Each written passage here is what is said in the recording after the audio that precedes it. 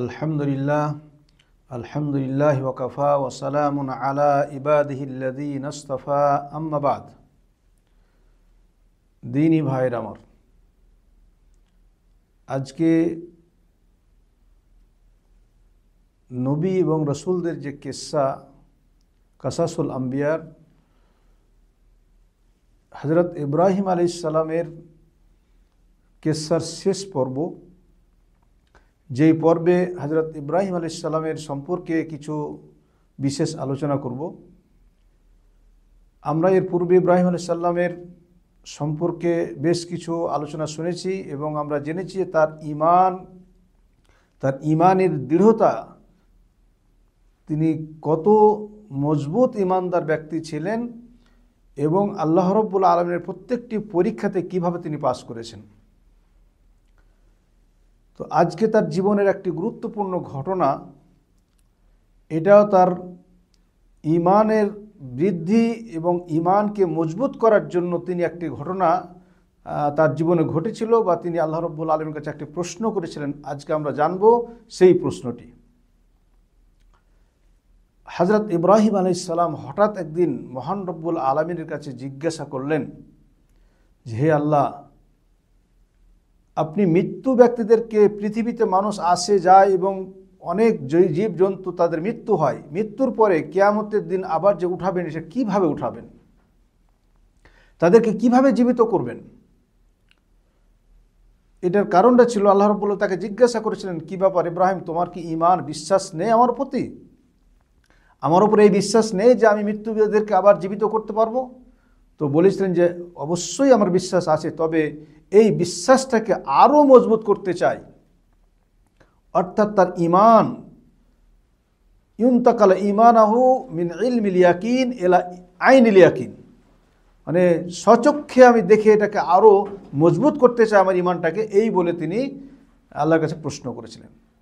তো মহান রব্বুল আলামিন ওনাকে বললেন, যখন ইব্রাহিম আলাইহিস সালাম কোরআনুল কারীমের ভিতরে মহান রব্বুল আলামিন বর্ণনা করেন যে ওয়াইদ ক্বালা ইব্রাহিম রব্বি আরিনি কাইফা তুহিল মাউতা, যখন ইব্রাহিম আলাইহিস সালাম আল্লাহ রাব্বুল আলামিনকে বললেন যে হে আল্লাহ, হে আমার প্রতিপালক, আরিনি কাইফা তুহিল মাউতা, আপনি আমাকে দেখিয়ে দেন যে আপনি মৃত্যুকে কিভাবে জীবিত করবেন। তো আল্লাহ রাব্বুল আলামিন বললেন, আওয়ালাম তুমিন, কি তোমার কি বিশ্বাস হয় না? তুমি কি এটা বিশ্বাস করতে পারো না বা বিশ্বাস নেই যে আমি মৃত্যুকে জীবিত করতে পারবো? ক্বালা, তিনি বলেন, বালা ওয়ালাকিন লিয়াতমাইন্না কলবি, বলে আল্লাহ, আমি তো অবশ্যই বিশ্বাস রাখি, তবে স্বচক্ষে দেখতে চাই যাতে করে আমার মনে আরও দৃঢ় বিশ্বাস, দৃঢ় ঈমান আমার আরও মজবুত হয়ে যায়। আল্লাহ বলেন, ঠিক আছে, দেখে নাও। ক্বালা ফাখুদ আরবাআত মিনাত তায়র ফাসুরহুন্না ইলাইক, বলেন হে ইব্রাহিম, যদি স্বচক্ষে দেখতে চাও তাহলে তুমি 4টি পাখি নিয়ে এসো, 4টি পাখি ধরে নিয়ে এসো, 4 প্রকারের পাখি ধরে নিয়ে এসো।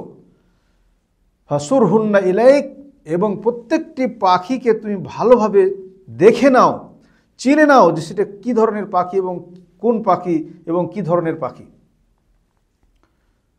সুম্মা জাআল আলা কুল্লি জাবালিন মিনহুন্না জুজা, বলে এরপরে সেই পাখিগুলোকে জবাই করো এবং জবাই করে তার গোস্তগুলোকে বিভিন্ন এক জায়গাতে একত্রিত করে মিক্সড করার পরে এই গোস্তগুলোকে বিভিন্ন পাহাড়ে গিয়ে রেখে এসো, দূরে পাহাড়ে রেখে এসো।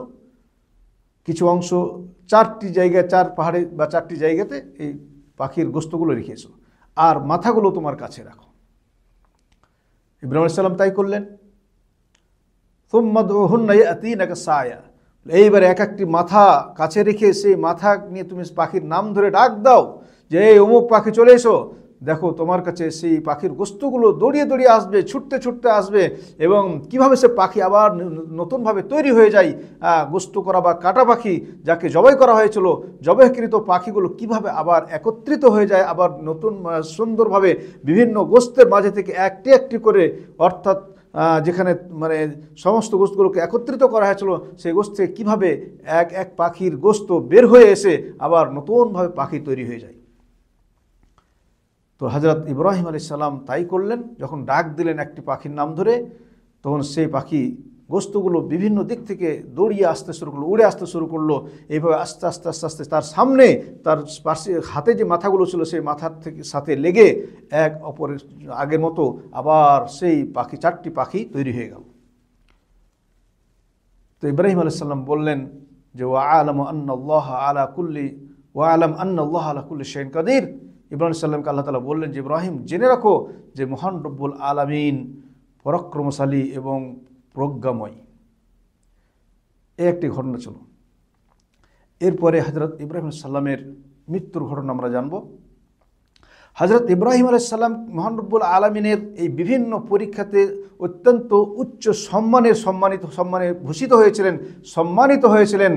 তিনি আল্লাহর কাছে আলা দরজাতে পৌঁছে গিয়েছিলেন। আল্লাহ তাআলা ইব্রাহিম সাল্লাম সম্পর্কে বলছেন ওয়া ইব্রাহিম আল্লাযী ওয়াফা। ইব্রাহিম আলাইহিস সালাম তিনি হলেন সমস্ত জিনিস বা যে কোনো পরীক্ষায় তিনি পরিপূর্ণভাবে পাশ করেছেন। তাকে আল্লাহ রাব্বুল আলামিন যে পরীক্ষা নিয়েছেন প্রত্যেকটি পরীক্ষাতে পরিপূর্ণভাবে তিনি উত্তীর্ণ হয়েছেন এবং শেষ পর্যন্ত আত্তাখাযাহুল্লাহু খালিলা। ইব্রাহিম আলাইহিস সালামকে আল্লাহ তাআলা খলিল নিজের বন্ধুরূপে বরণ করেছেন। আল্লাহ তাআলা বলেছেন ওয়াত্তাখাযাল্লাহু ইব্রাহিমা খালিলা।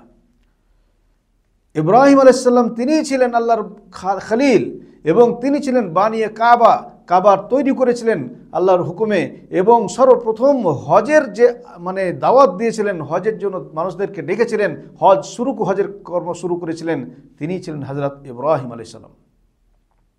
ইব্রাহিম আলাইহিস সালামকে আল্লাহ তাআলা তাকেই উম্মাতান ওয়াসাতান বলে, উম্মাতান ওয়াহিদাতান বলে তাকে সম্বোধন করেছেন, তার প্রশংসা করে বলেছেন। আল্লাহ তাআলা বলেন ইন্না ইব্রাহিম কানা উম্মাতান কানিতান লিল্লাহি হানিফান ওয়া লাম ইয়াকুন মিনাল মুশরিকিন। ইব্রাহিম আলাইহিস সালাম, নিশ্চয় ইব্রাহিম আলাইহিস সালাম ছিলেন আল্লাহর আনুগত, কানিত এবং আল্লাহ রাব্বুল আলামিন হানিফ ছিলেন, আল্লাহর দিকেই তিনি প্রত্যাবর্তনকারী ছিলেন। ওয়া লাম ইয়াকুন মিনাল মুশরিকিন, ইব্রাহিম আলাইহিস সালাম মুশরিক ছিলেন না। ইব্রাহিম আলাইহিস সালামের প্রশংসা করতে গিয়ে মহান রব্বুল আলামিন আরও বলেন শাকিরান লিআনউমিহি। আল্লাহ রব্বুল আলামিনের সমস্ত নিয়ামতের তিনি শুকরগুজার ছিলেন, শুকরিয়া আদায় করতেন। ইজতাবাহু হাদাহু, আল্লাহ রব্বুল আলামিন ইব্রাহিম আলাইহিস সালামকে বিশেষভাবে চয়ন করেছিলেন। ও হাদাহু ইলা সিরাতুল মুস্তাকিম, এবং ইব্রাহিম আলাইহিস সালামকে সঠিক পথের দিশারি বানিয়েছিলেন, সিরাতে মুস্তাকিমের পথে হেদায়েত দিয়েছিলেন। আল্লাহ বলছেন ওয়া আতাইনাহু ফিদ দুনিয়া হাসানাহ, আমি দুনিয়াতে তাকে সুখ শান্তি দিয়েছিলাম, তার জন্য ভালো দিয়ে করেছিলাম।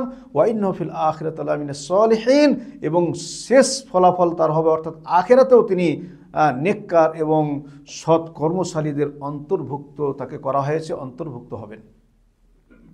ইব্রাহিম আলাইহিস সালামের উপরে আল্লাহ রাব্বুল আলামিন একটি কিতাব সুহুফে ইব্রাহিম বলা হয়, যাকে সহিফা, চটি কিতাব নাজিল করেছিলেন। সেই কিতাবের ভিতরে বেশ কিছু জিনিস ছিল, তার ভিতরে এখানে বলা হয়েছে ইন্না হাযা লাফি সুহুফিল উলা সুহুফি ইব্রাহিম ওয়া মূসা। আর সেই সুহুফ বা সেই কিতাবের ভিতরে এটা লেখা ছিল যে আমলাম ইউনাব্বা বিমা ফি সুহুফি মূসা ওয়া ইব্রাহিম আল্লাযী ওয়াফা আল্লা তাজিরু ওয়াজিরাতুম উযরা উখরা। এই কিতাবের ভিতরে এটা ছিল যে আল্লা তাজিরু ওয়াজিরাতুম উযরা উখরা, দেখুন কেউ কাউরি বোঝ, কেউ কাউরি গুনাহ উঠাবে না, প্রত্যেকটি মানুষকে নিজের গুনাহ উঠাতে হবে। এবং ওয়া আল্লাইসা লিল ইনসানি ইল্লা মা সাআহ, এবং পৃথিবীতে মানুষ নিজে কর্মের ফল পাবে, সে যেই কর্ম করবে সেই কর্মের প্রতিফল তাকে দেওয়া হবে। ওয়া আন্না সা'য়াহু সাওফা ইউরা, মানুষ যে কাজ করবে তার প্রতিফল তাকে ভোগ করতে হবে এবং সে দেখতে পাবে কিয়ামতের দিন।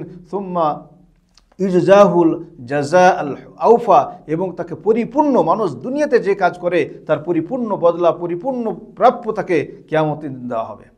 আর মানুষ যা করবে তাই অন্য কাউরি পাপ কাউরির উপর বোঝা উঠিয়ে দেওয়া হবে না। নবী করিম সাল্লাল্লাহু আলাইহি সাল্লাম এই সুহুফে ইব্রাহিম সম্পর্কে আলোচনা করতে গিয়ে বলেন এবং বলেছি তার ভিতরে বেশ কিছু জিনিস ছিল, তার ভিতরে একটা জিনিস ছিল, লেখা ছিল এই জিনিসটা কানাত আমসালান কুল্লাহা, সমস্ত জিনিসের উদাহরণ সেখানে ছিল এবং সমস্ত জিনিসের সম্পর্কে সেখানে আলোচনা ছিল। কিন্তু তার ভিতরে একটি আলোচনা বা একটি প্রবাদ বাক্য ছিল, যেটা গুরুত্বপূর্ণ প্রবাদ বাক্য, কি আইয়ুহাল মালিকুল মুসাল্লাতুল মুবতালা আল মাগরুর। আল্লাহ রাব্বুল আলামিন বলছেন সেই প্রবাদ বাক্যের ভিতরে, ওই সুহুফে ইব্রাহিমের ভিতরে এটা ছিল যে হে শক্তিশালী পীড়িত এবং পীড়িত বাদশা আল মাগরুর, যে তুমি নিজেকে অনেক বড়, নিজেকে মানে